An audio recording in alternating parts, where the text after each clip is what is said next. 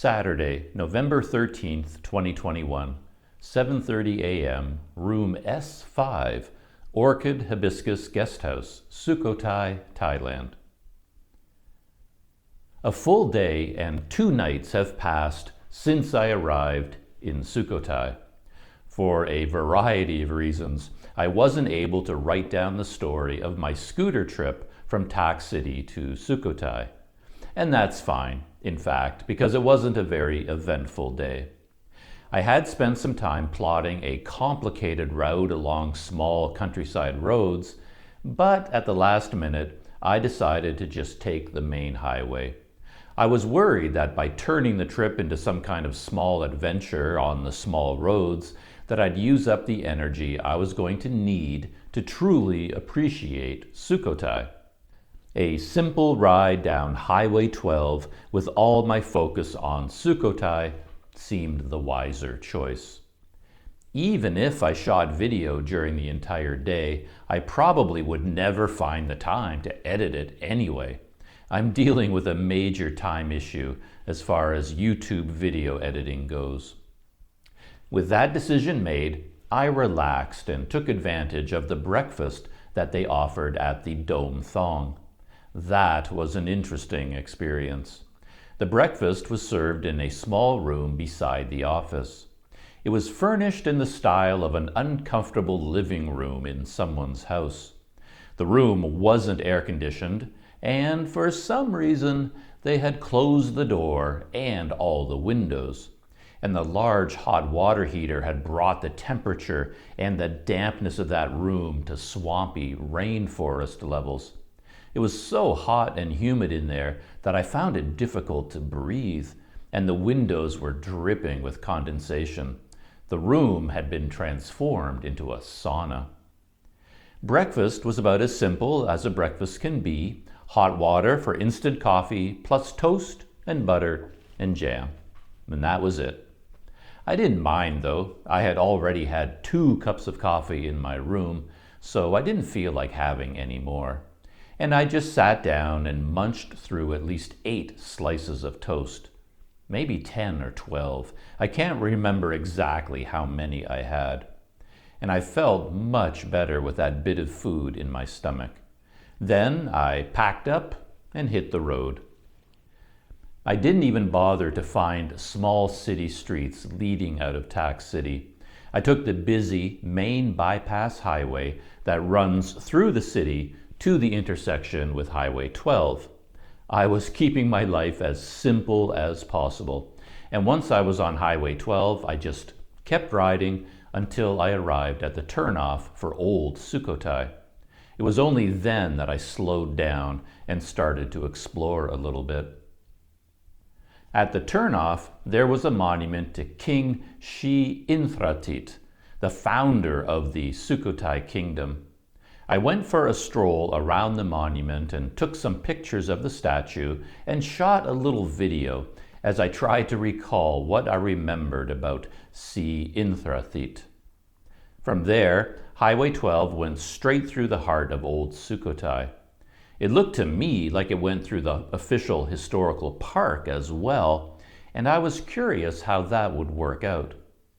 Despite all the reading I had done, I still didn't have a clear image in my head of the exact borders of the historical park and how it was organized. Because of that, I spent my first hour and a half in the town simply riding my scooter around. It was too early to check in at the guest house, so I simply went exploring. I realized right away that the boundaries of the historical park itself were demarcated with a metal fence. Inside that fenced-in area was the park, and you gained entrance to that area by buying a ticket. But this area was just a small portion of the total land enclosed by the old city walls and moats themselves. It was exactly like the situation in Gampang Phet, where there was the modern city proper extending for several kilometers in all directions. Then inside that area, you found a much smaller area enclosed by the old city walls and moats and fortifications. And inside that, you found the historical park, set off by a modern fence. And, just like in Gampang Phet, there wasn't just one section of the historical park. Based on what I saw while riding around, there were 3 places where you would have to present a ticket to enter. And then, of course, there were many other ruins scattered all over the place throughout the city and the countryside. It was not as easy as just going to the historical park. Even defining what was a part of the historical park and what wasn't was a complicated issue. Local people that I talked to referred to everything around me as part of the park. Yet, in my head, I was thinking only of the places surrounded by fences and requiring a ticket as the park. I was most interested in the city walls at this point.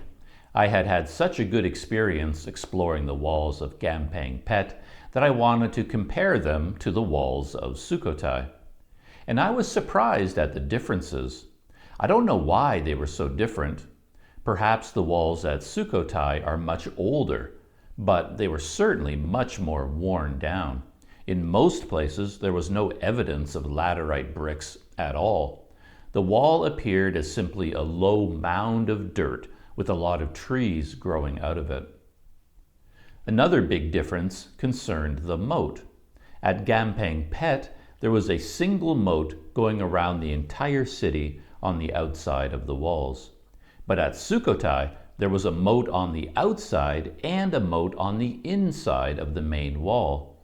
And though I didn't see any evidence of this myself, the official map shows 3 entirely separate walls, and the 2 moats were in between the walls. Therefore, there would have been an outer wall with no moat beyond it. Yet I didn't see that final outer wall or the inner wall. I just saw what remained of the middle wall plus the 2 moats. I rode my scooter around the entire city wall to try to understand how the city walls related to the fence enclosing the historical park.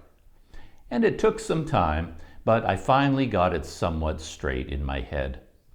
It is confusing because the maps don't generally show the fence of the park at all. The main map is labeled Map of Sukhothai Historical Park, yet it doesn't show just the park itself. It shows the entire walled city plus much of the surrounding countryside. And I'm thinking now that that is probably accurate. In this case, they would be thinking of the park as defined by the UNESCO World Heritage Site, and all of the ruins would fall underneath that umbrella, not just the ones that you have to buy a ticket to see. In fact, when I first arrived in Sukhothai on Highway 12, I passed a very interesting ruin on the left side. I recognized that it had distinct characteristics of Khmer architecture. I pulled over on my scooter to get a closer look, and I learned that this was the Ta Pa Dang Shrine, one of the 3 remaining Khmer structures that gets special billing. It is even described in detail on the main brochure for the historical park. It's one of the most important sites in Sukhothai. Yet, you don't need to buy a ticket to see it. It is just out in the open at the side of the road. Considering its importance, it definitely should be inside the fence with the other significant ruins.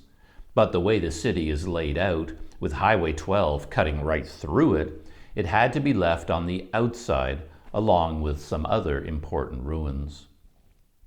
This is the key fact about Sukhothai that was confusing me so much, and I was glad to get this figured out.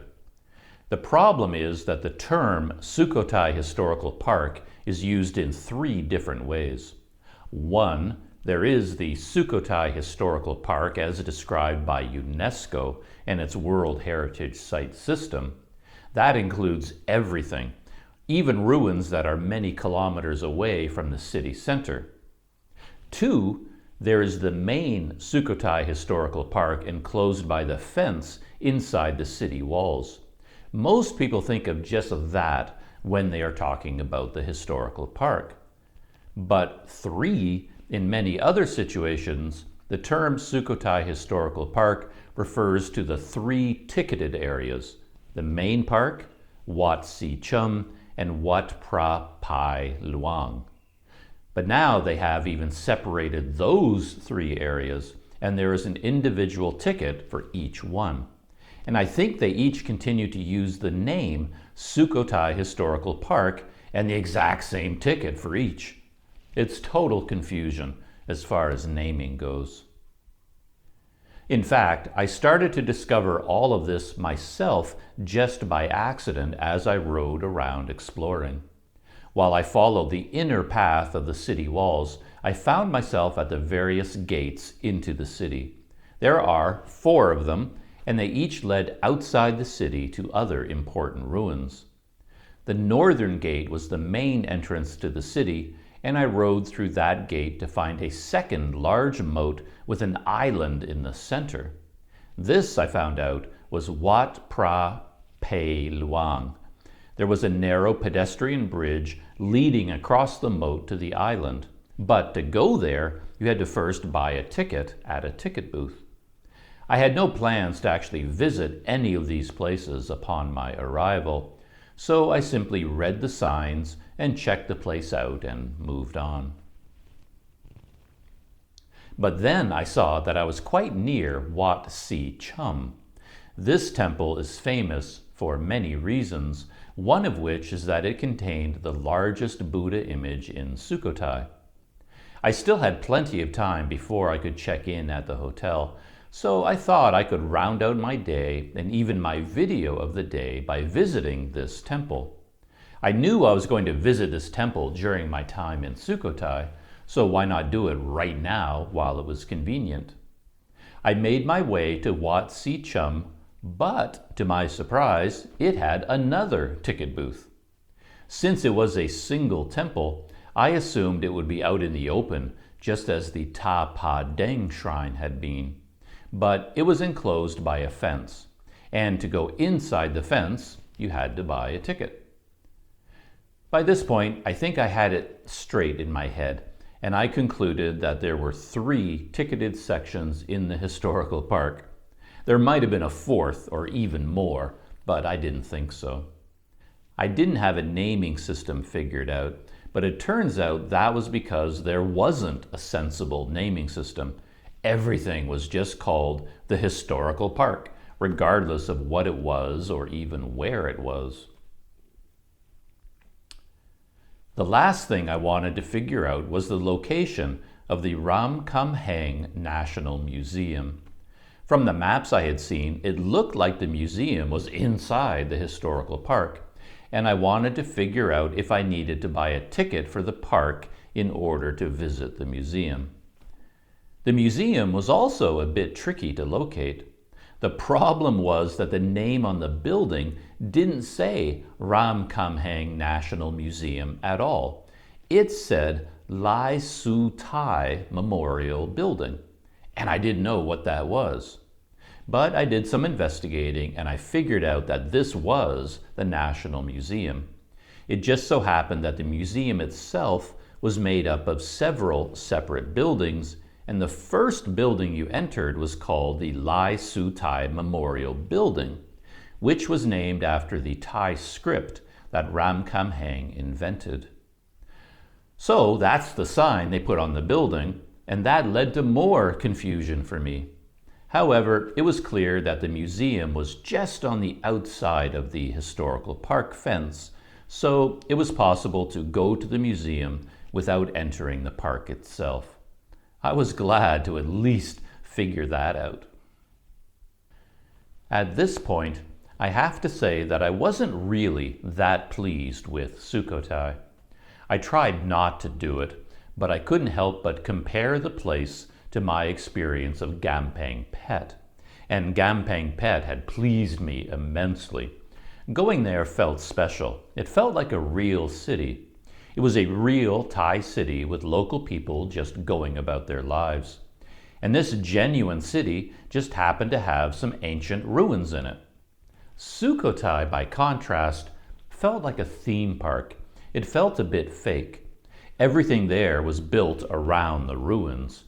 It felt like everything that was there existed only to serve the visitors to the historical park. It was more Disneyland than real city. Even the main street leading away from the entrance to the park felt fake. It was bright and colorful and kind of fun, but still somewhat artificial. It actually reminded me of the streets you find at beach towns, streets that are designed to provide tourists with the things they need. And while I was at the museum, a number of people called out to me from across the street. They were renting bicycles or selling umbrellas or driving electric vehicles for the park, and they were all trying to get my attention in order to sell me something or offer me their services. This didn't bother me, but it still highlighted the nature of this town as a tourist town, and perhaps only a tourist town. And none of this happened in Gampeng Phet. My short ride to the Orchid Hibiscus guest house emphasized the tourist-oriented nature of Sukhothai because the hotel was situated on a road and in an entire neighborhood that consisted of nothing but hotels. This whole area outside the old city walls was a collection of hotels and restaurants for tourists and nothing else. I was pleased when I arrived at the Orchid Hibiscus, though. It had character.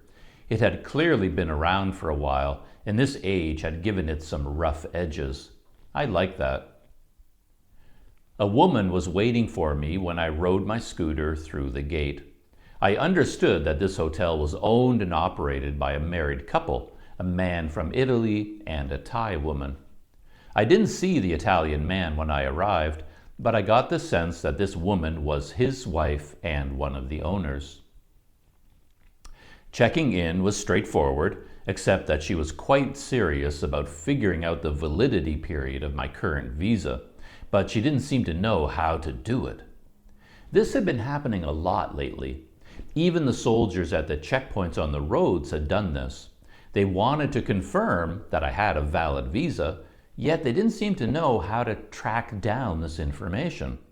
The soldiers and this woman both flipped through my passport to get to the TI form, which is a square of white paper that you get when you first arrive in Thailand.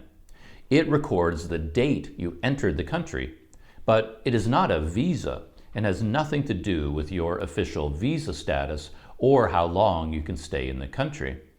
But they keep looking at just that card, and they get confused because I entered Thailand in 2020, long ago, and that is the date on the TI form.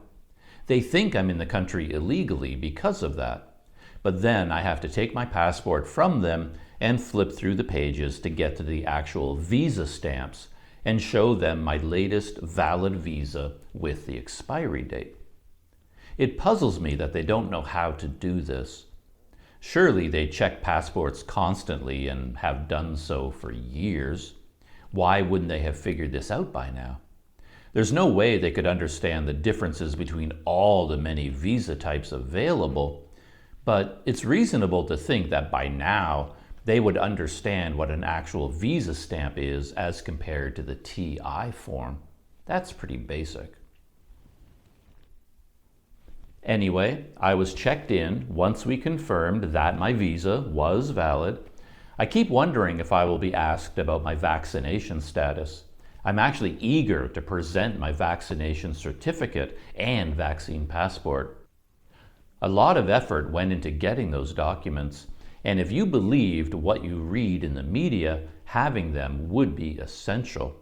I was expecting that restaurants and hotels would ask to see your vaccine passport in order to allow you to stay there. But it never comes up. That's actually a bit disappointing. I want to show it at least once, but I guess it will become important for leaving the country and going through airports. But that's about it. Inside Thailand proper, despite the hype and the non-stop media coverage, it appears to be a non-issue. The Orchid Hibiscus was listed as having a pool, and I was pleased to see that the pool was open and was in very good condition. I'm not a huge pool guy, but if it's convenient and the pool isn't crowded, I don't mind going for a swim. The woman said that I could choose between 2 rooms.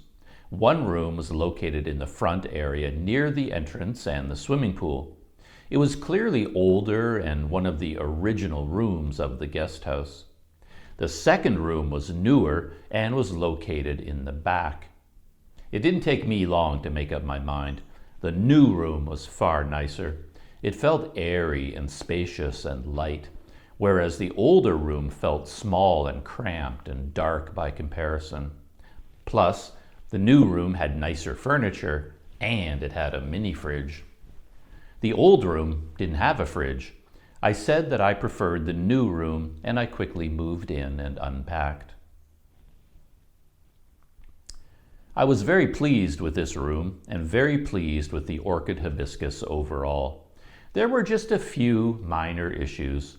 These were just weird things that speak more to my quirks than anything else, perhaps. For one thing, there was no "do not disturb" sign to hang on the outside of the door. I didn't even think of this at the time, but I was surprised when I came back to my room the next day after my trip to the museum to find that my room had been cleaned and everything changed. I generally tell hotel staff to leave my room alone. It doesn't need to be cleaned every day, and I prefer to just be left in peace. So it actually came as a surprise to find my room had been cleaned, and for me, it was an unpleasant surprise. For one thing, I had left all my electronics all over the bed, as I always do. My laptop and hard drives and camera gear and everything you can think of had been spread all over the bed and the comforter. It never occurred to me that someone would want to change the bed sheets. So I hadn't organized my room for cleaning. But they had come in to do so, and they would have had to have moved my laptop and everything else. I also always moved the furniture around to make rooms more suitable for me. I like to have a bedside table in a certain position to be convenient for my cup of coffee and chargers. I like to have chairs and tables in certain places to be nearer electrical outlets. But then, while cleaning, they pushed everything back to where it was originally, and I had to move it all again. Plus, they took away my nice bed sheet. That was pretty amusing. When I first moved in, I was very happy to see that this bed had a very comfortable and thick top sheet made of 100% cotton. That's so rare in Thailand, and I love having a sheet like that. I had even just bought my own bed sheet in Mae Sot and brought it on this trip. It isn't 100% cotton, but it gets the job done, and it was the best I could find. But I didn't need this sheet because the bed in this room had a much nicer sheet already on it. But when they cleaned the room, they took away the sheet to wash it, and they hadn't replaced it. So now the bed didn't have any top sheets at all. It had one when I moved in, but then it was gone. It was weird. Plus, when I moved into the room, I was happy to discover that the towels were thick, 100% cotton towels. They feel so great against my skin. I looked forward to having those towels during my stay. But when they cleaned the room, they took away those towels and replaced them with fresh ones. But these fresh towels were not cotton. They were made of some kind of strange nylon and were not nearly as nice. Plus, I feel weird about waste. When I stay in a hotel, I often just use my own soap and shampoo. Why open all those annoying little hotel packets when you don't have to?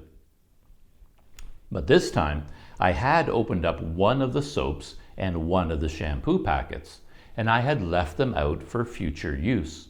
I only use a tiny bit of shampoo each time, and I plan to use that same packet of shampoo for several days in a row. But when they cleaned the bathroom, they took away all the packets I had opened and left brand new unopened ones.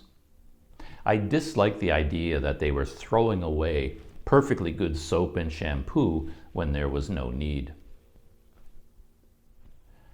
After I saw all this, I made sure to talk to the owner and tell her that they didn't need to clean my room anymore. They could just leave it alone during my time here.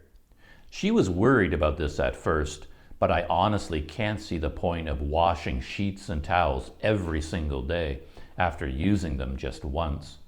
That seemed so wasteful and pointless, and I insisted. She also wanted to put in fresh water bottles every day, but that also seems pointless. I have my own big jug of water, so I don't need those tiny water bottles every day. In most hotels, I just end up with a big collection of full water bottles that I leave behind, along with all the soap and shampoo packets and toilet paper.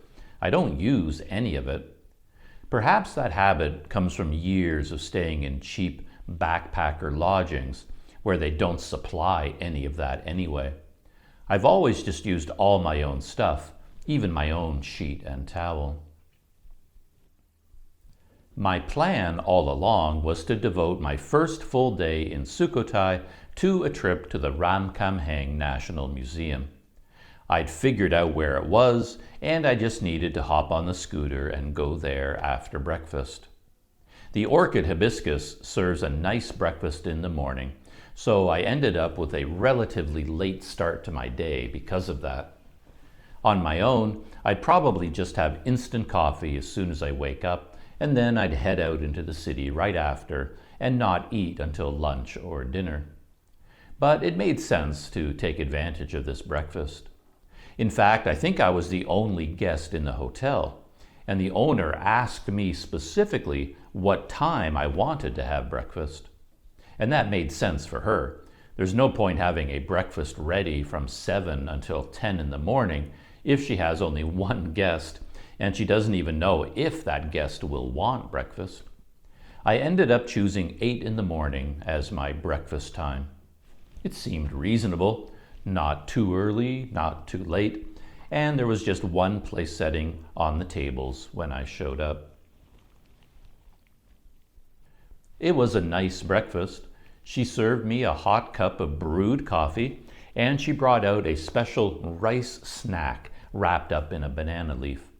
This was served with as much toast as I wanted, with butter and 3 types of marmalade presented in nice jars with wooden serving utensils. There was also a boat of fresh honey with an actual piece of honeycomb with bees still attached. And then I was served my choice of fried or scrambled eggs with a big plate of sliced pineapple. It was a very nice breakfast, much nicer than any breakfast I would ever have or make on my own. My museum trip got further delayed when I discovered after breakfast that my cameras weren't ready to go. I thought I had cleared out some memory cards, but I guess I hadn't. And I had to spend 2 or 3 hours working on that, just copying video files from cards to hard drives and organizing everything and clearing up some memory. I just haven't had any time to edit and upload any YouTube videos, so I haven't been able to clear out any old files. I've had to keep nearly all of my video going as far back as Gampang Pet. And that meant all my memory cards were full. It was a real chore to get this figured out. In the end, I gave up on the morning entirely, and I resigned myself to visiting the museum in the afternoon. My museum experience was a bit of a mixed bag. I know I shouldn't compare one town with another and one museum with another, but I couldn't help it, and I kept contrasting my time at the Sukhothai Museum with the one in Gampang Pet, and the Sukhothai Museum came up short in that comparison. For one thing, there were many more rules and restrictions. They had lockers in the lobby, and you were required to leave your bags behind. They were quite clear about this rule, and they enforced it. Plus, no video was allowed at all. You were allowed to take pictures, but you couldn't use a tripod or a flash or take any video, which they called moving pictures. I shot some video outside the museum as a kind of introduction, but that was all I could do. I had to put my GoPro away for the rest of my time there. I was also disappointed to discover that the museum wasn't air-conditioned. I was hot and uncomfortable and sweaty for my whole visit. The first room was also a disappointment. They really didn't put their best foot forward by making that room the first thing you see on your visit. I thought that if this room was setting the tone for the museum, then there was not going to be much there. There really wasn't anything much of interest in that room, and no effort had been made to convey any kind of overall context or perspective for the content of the museum and its exhibits. They did have a big-scale model of the entire city. It was one of those models with lights built into them to mark the important places. You could press labeled buttons at the front in order to have lights turn on somewhere on the model to show where that place was located. But the model was so large in scale that you couldn't really see much detail. It was fun to press the buttons, but that was about it. I was amused to note that the button and the light for the park's main attraction, Wat Mahathat, was the one button that was broken. I guess it got the most use, and because of that, it wore out and broke. The main exhibits were in the second building, and this museum clearly had a much more extensive collection of items than the museum in Gampang Phet. A lot of the major items were replicas,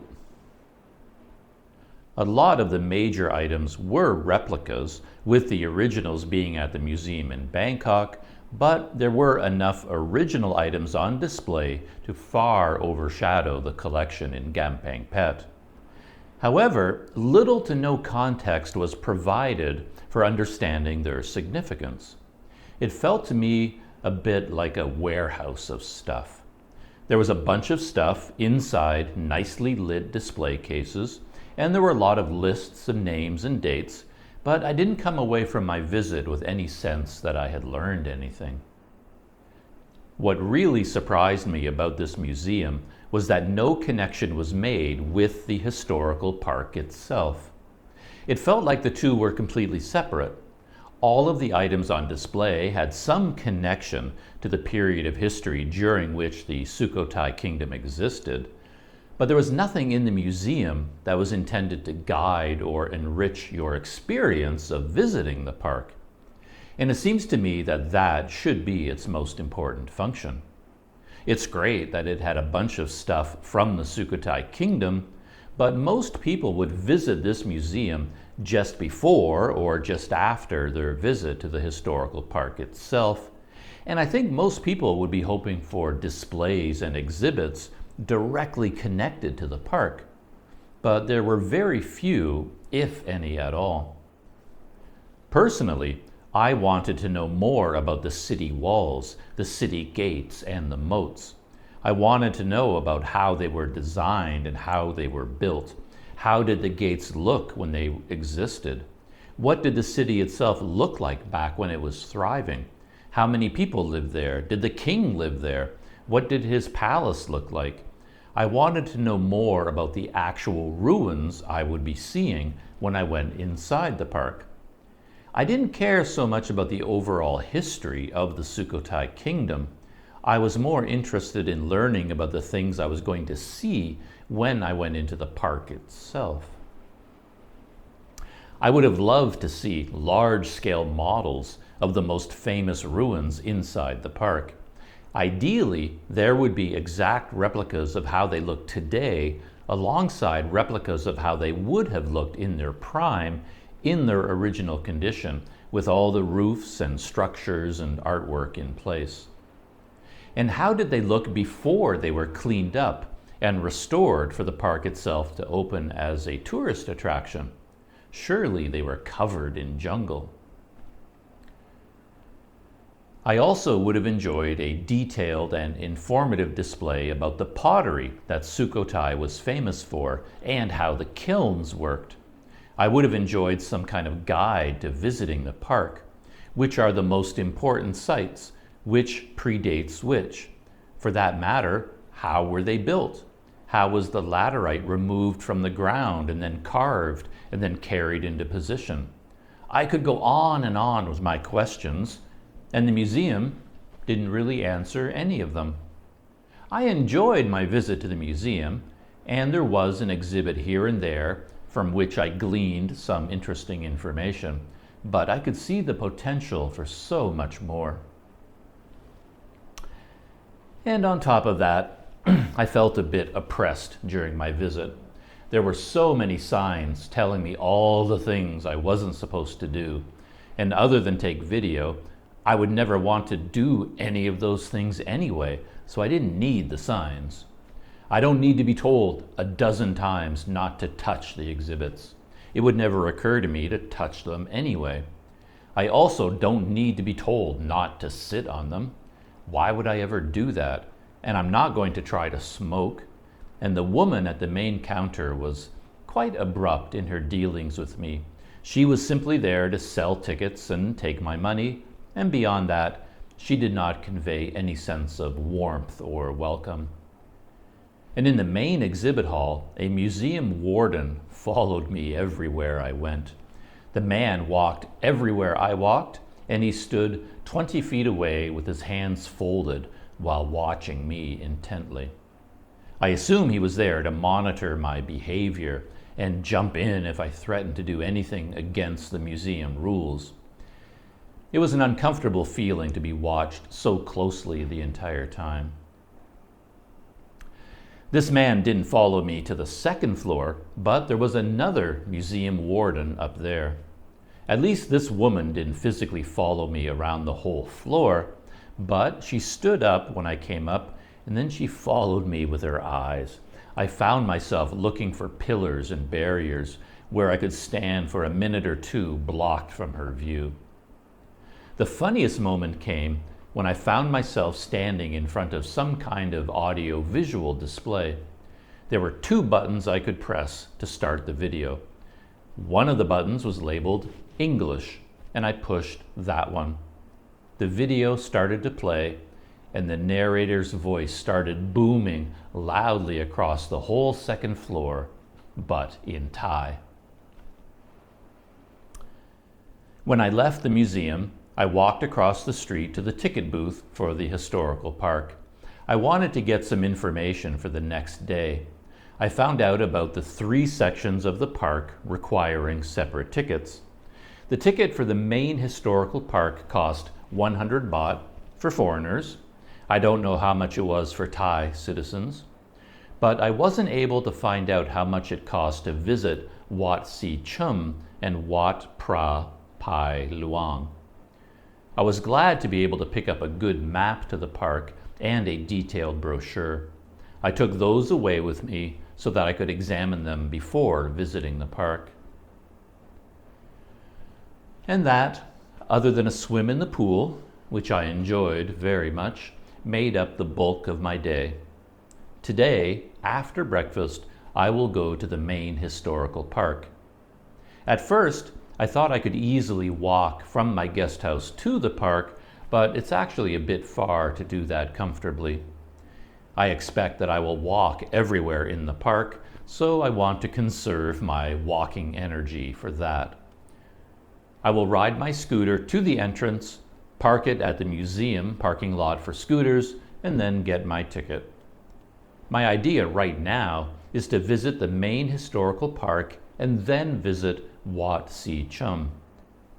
If I do that today, then I would be free to visit the second historical park located at Si Sachanalai tomorrow. That park is located around 60 kilometers north of here, and going there will likely be a full day affair for me. Anyway, time for breakfast.